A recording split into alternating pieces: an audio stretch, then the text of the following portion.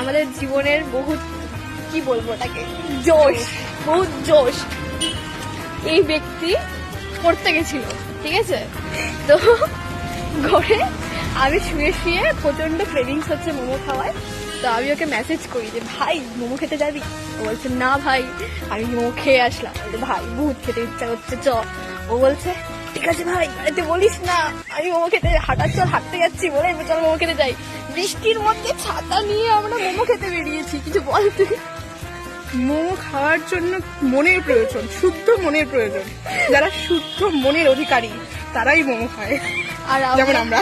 আর আমরা সেই শুদ্ধ মনের অধিকারী নিই, তাই আমরা মোমো তাই জন্য খেতে। সবাই ধোকা দিয়ে চলে যায়।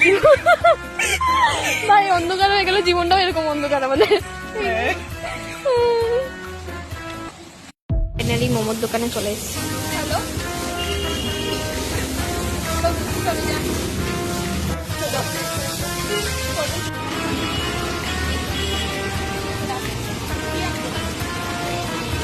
ফাইনালি গাইস মোমো পেয়ে গেছি।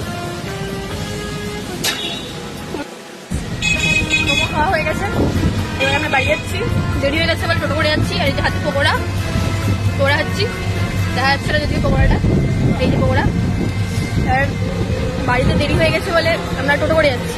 আমরা হেঁটে যেতে পারতাম কিন্তু বাস খাবো, এটা টোটো করে যাচ্ছি। আমাকে দেখা যাচ্ছে না যদিও, যেহেতু আমাদের ভবিষ্যৎটা অন্ধকার তাই আমাদের দেখতে অন্ধকারই লাগে। তো আমাদের ব্লগটা এখানেই শেষ হচ্ছে।